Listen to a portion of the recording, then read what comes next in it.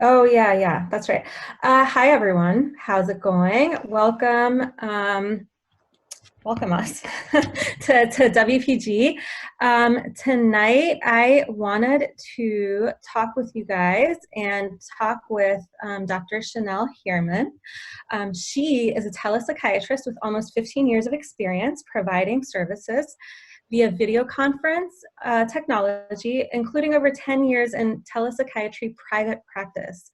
She has successfully started up telemedicine programs in multiple different organizations across 2 different countries and 3 US states. She also serves as a consultant for psychiatrists interested in starting their own telepsychiatry private practice. And so I'm very happy that she's in our group, given the current situation. Chanel, I'd love to talk about practicing psychiatry in the era of COVID-19. How does telepsychiatry fit into our work now? Well, thanks for having me, Christina. Honestly, most of us are practicing at least some telepsychiatry at this point. With the pandemic, I'm seeing a lot of friends who didn't necessarily have any interest in going into telemedicine, who suddenly just kind of got thrown into this just to keep themselves and their patients safe.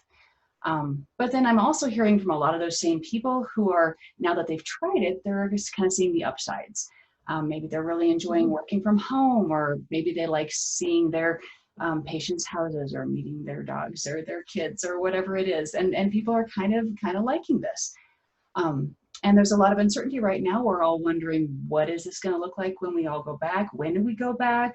What is normal going to look like post-COVID? And I don't think any of us knows yet. So there's a lot of uncertainty, but all of those shifts and changes create a lot of opportunities for many of us. The upshot is that whether you wanted to or not, you now have some telepsych skills. So what are you going to do with those? So when you do have a moment to reflect, which I realize may not be anytime soon if you're busy homeschooling the kids or juggling whatever else, or just dealing with the stress of the pandemic, making some time to really reflect and look at how you would like to use this, if you would like to use this in your future practice, and if you'd like to continue providing telepsychiatry after the crisis ends. Yeah, I totally agree with you. I think this probably wasn't on a lot of people's radar, but now here it is. And I agree. I'm one of those people. I'm doing more telepsych right now, and it's very intriguing. It was something I was like, I don't think I would like it, but actually I do. And so tell us a little bit about the benefits of offering telepsychiatry. Sure thing. I mean, the benefits to us as psychiatrists are usually pretty obvious. Better work-life balance, no commute. If your parents, the ability to be at home when your kids are little, or be there when they get home from school, back when they used to go to school, not having to worry about snow days or sick days or any of the dozens of other things that we tend to stress out about. But it also has some other benefits that you may not think of right away, like the ability to take your practice on the road.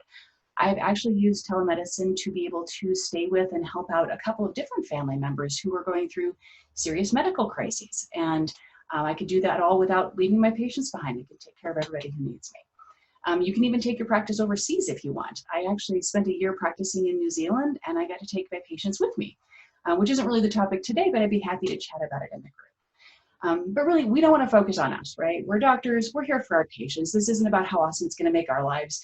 We want to know how our patients are going to like this, if this is really going to work. And really the thing to remember is that telepsychiatry is great for patients. There's been a ton of research on it, and this is not a new thing. It may feel like a new thing to a lot of us, but places like the VA have been doing this for 25 years. And there's a boatload of research out there, and it all shows that that telemedicine has at least equivalent outcomes to standard treatment as usual, and for some populations it's actually better. Patients consistently report appreciating the convenience. It improves their satisfaction, and they also value their relationship with their doctor. And I want to be sure and speak to that, because that's something people do worry about, is like they're talking to a screen, right? But this is a real relationship. This is two human beings just happen to have a screen between them, but they're building a real relationship. You can build real rapport and long-term relationships with people over telemedicine. And honestly, as one working mom to another, I love being able to support working parents who are really busy and don't then have to juggle one more thing just to get some psychiatric help. So they don't have to drag the kids across town. They don't have to look for parking. They don't have to deal with finding childcare. They just have to find a little quiet corner of their house and they can get care. It's kind of cool. It's kind of like an old-timey house call. You get to see how people live. They're more comfortable in their own space. You're literally seeing your patients in their natural habitat, which is fun. Would you say that there's any other upsides to telepsychiatry? I did want to speak to just how telepsych addresses some of our social determinants of health. It's a great equalizer. It's wonderful for folks who have transportation problems, whether they got to take the bus or they have unreliable cars. People with inflexible work schedules. Not everybody has sick time to come to the psychiatrist. People with disabilities and mobility issues of all sorts, where it's really difficult to get to an office. And especially folks who live in rural areas of your state, offering telemedicine to these folks is really a godsend. It helps to equalize the access to quality care for people outside of your big metropolitan areas, and it serves a whole variety of people who otherwise would be underserved. It's also a great way to serve your colleagues, other healthcare professionals, doctors, both because of our busy schedules and because we have a greater need for privacy. I grew up in a small town. Everybody knew if your car was outside the psychiatrist's office, but nobody sees your car parked in front of the telepsychiatrist's office, and that's a wonderful thing. It really is. And the bottom line is, by choosing to practice this way, you're actually doing a real service to your community, and you're going to help a lot of people if you decide to continue providing telepsych after COVID. Those are great points. What would you tell somebody who's interested in offering telepsychiatry in an ongoing way? What would you tell them should be their first step? The first thing to do is to really reflect and get a clear idea of what you want to do with this. What is your ideal practice? What works for you? Because everybody's going to do this differently. And this doesn't have to be like an either or. Either I do brick and mortar or I do telepsych. There are plenty of people with brick and mortar practices who offer some telepsych to the patients who are interested in that. Or you can have a totally virtual practice like mine. And there are pros and cons to each one. So you've got to figure out what's a really good fit for you.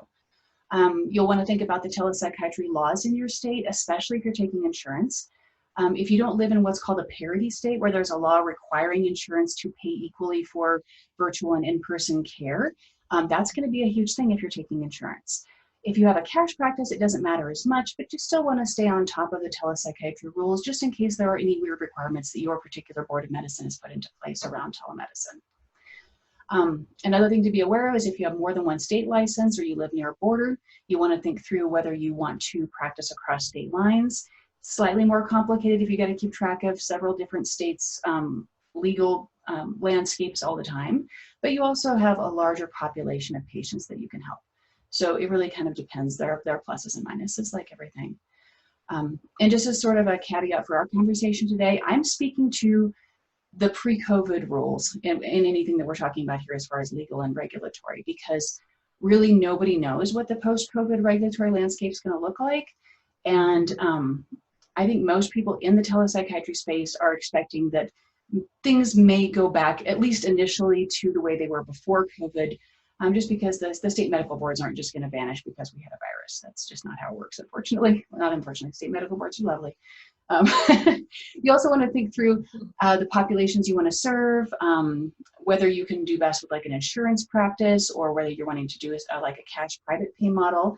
And the one thing to keep in mind, though, is if you have a solely virtual practice, it's a super low overhead model. So you can afford to be really flexible in accommodating your lower income patients. So Chanel, how did you decide to get started? Well, I've had a telepsychiatry practice for a really long time now. Like for so long that when I started, FaceTime hadn't been invented yet. So that dates me just a little bit. So when I started, it wasn't so much because I just loved technology. It was more because I was the single mom of a grade schooler in a new city. My parents were hours away. I hardly knew anyone in my new town. And, paid supports, things like nannies, were just outside of my budget. After looking at all my options, it was pretty clear that telemedicine was going to be the best fit for our family. And I loved it. It allowed me to be the best psychiatrist I could be, while also being the kind of mom I wanted to be. And there's literally nothing better for work-life balance than working from home. There isn't. There's all sorts of efficiency tools and productivity hacks, but nothing is better than getting a no-show and getting to throw in a load of laundry instead of staring at your screen for an hour and wasting time. And then if you just calculate the number of hours you're currently spending, commuting, looking for parking, packing your lunch, even just not having to juggle your projects between multiple computers, all that stuff adds up. And you really do save just countless hours per week. And that was really huge for me personally. Yeah, absolutely. How did you decide to market your own practice initially?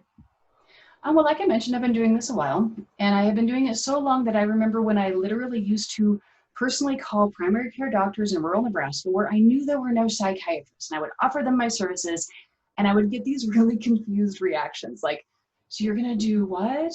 And they would ask me things like, so are they going to get a discount because you're not really seeing them? And it was super slow going, and people just did not get it. And then suddenly people started getting smartphones, and then they started, Skyping grandma, and suddenly it became oh, I get it. It's just like FaceTiming my best friend. That sounds super convenient. And then suddenly everything started to take off. But there really was that sort of huge shift somewhere in the middle with the technology. I think we're in the middle of another big, huge shift right now. And the crisis has been a really difficult situation, but it's also brought telemedicine into our national conversation about healthcare. And so I think that is one good thing that's coming out of this. So how would you recommend getting the word out about your practice to potential patients nowadays? Well, myself, I've tried loads of different marketing methods and taken a bunch of classes in practice development and promotion over the years. And for better or worse, telepsychiatry really is unique. The rules of thumb you'll get in these courses is that when you're marketing a new practice, you want to network with other practices in your area, primary care therapists, things like that. So a brick and mortar practice, you're going to pick a limited number of primary care offices and therapists right around where your office is. And then you're going to network and build relationships, and it just sort of happens on its own organically. But what if your practice spans the entire state, which is what telepsychiatry does? And then even just making a list of the potential referral services is overwhelming. I mean, I tried this. I did try this. I tried to make a list of good referral people, even just in the state of Colorado. It's not even all the states where I'm licensed. And that took more time than I had allotted for my entire marketing plan. It was kind of a mess. So what do you do instead? I mean, that sounds difficult. Yeah. I mean, honestly, the easiest way to help new patients find you is to put yourself into an online directory. Because that's great, because then the patients just come to you, which is the easiest way to do it. And there are lots of online directories to choose from, including my own, MHDirect, which we're going to be talking about in a moment. One thing to be aware of is that all the other online directories out there, except ours, search by a zip code or a street address. So the patient types in their address, and up pops a list of professionals within a 5-mile radius or maybe a 25-mile radius, which makes sense. For a brick and mortar practice, that's about as far as people are willing to drive to go get care. But it doesn't work at all for telepsychiatry. I mean, I don't know about you, but my state is not shaped like a perfect circle. So no matter how big of a circle you make, you're going to miss some people in the corners. There's going to be these big chunks of potential patients that are never going to even know you exist. And worse yet, if you happen to be close to a border, your big circle could start including people who are over into another state where you're not even licensed, where you can't even legally see them. So it's kind of a mess. That makes sense. Are there any other issues with the big online directories?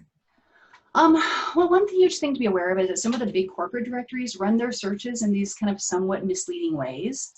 Like Psychology Today, for example, if you go in and put in United Healthcare and psychiatry, but there are no psychiatrists that take United Healthcare within your search radius, you'll get this teensy little message at the top that says there are no doctors who meet your criteria, but here are some folks you might want to call.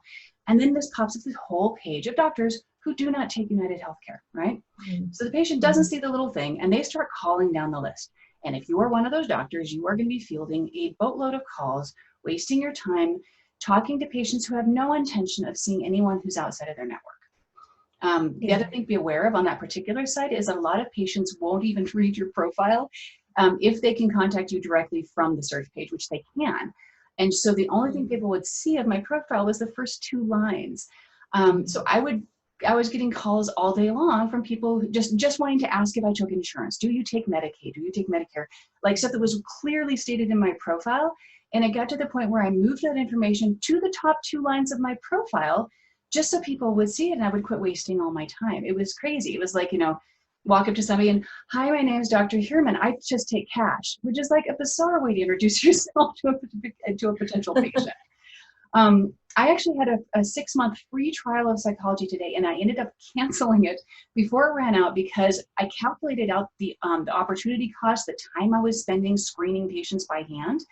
And it was actually costing thousands of dollars worth of my time just to take all these phone calls to get the 1 or 2 patients that eventually finally booked. So in these kind of situations, it's not just you get what you pay for, but you can actually get free stuff that sucks away your time and has a negative return on investment.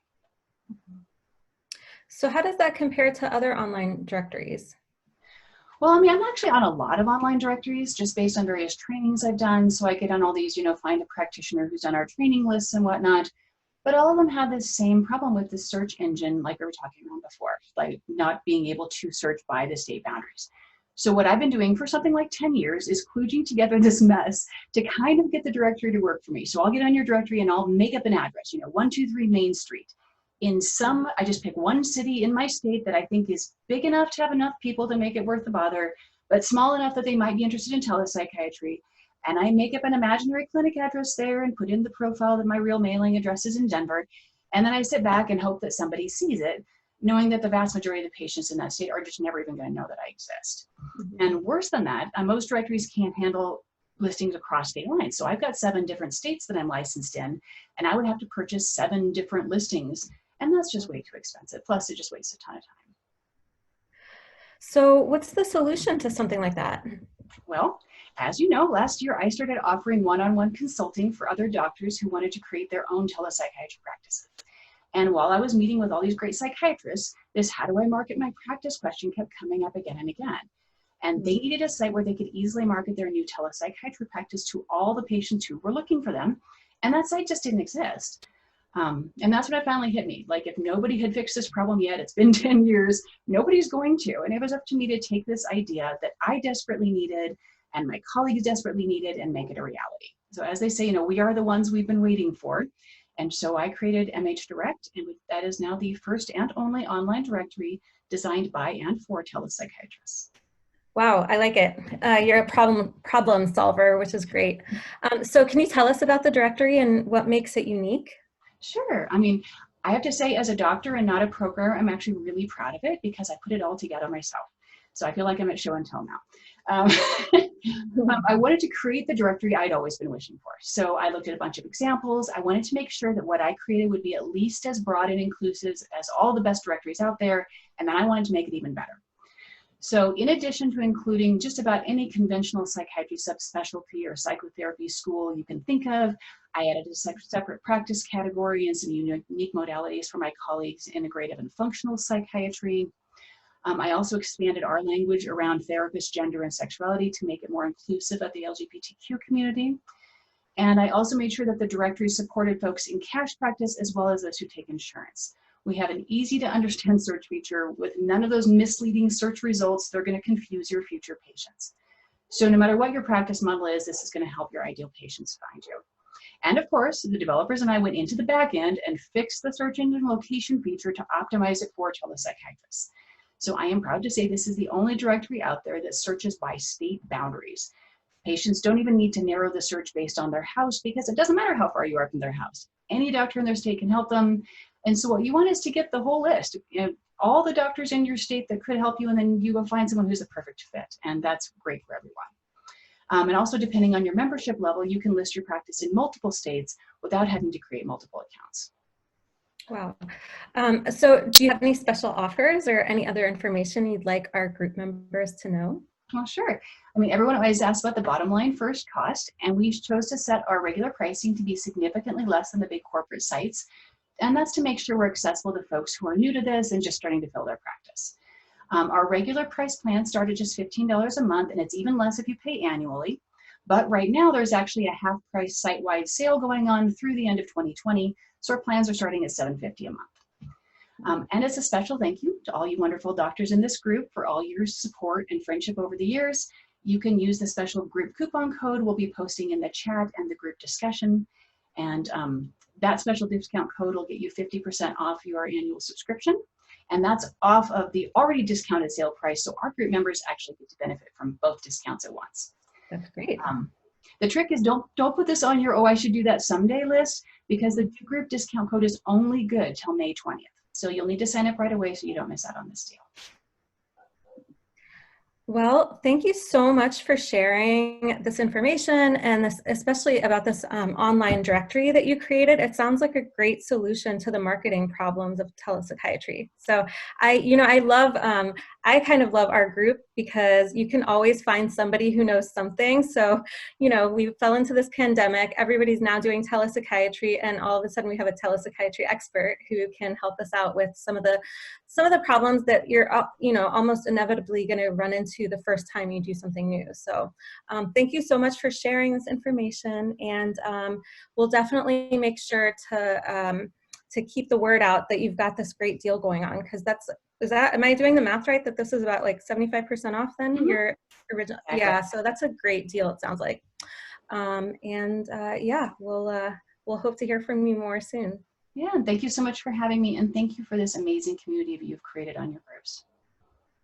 Thanks. Have a good night. Bye, everyone. Everybody.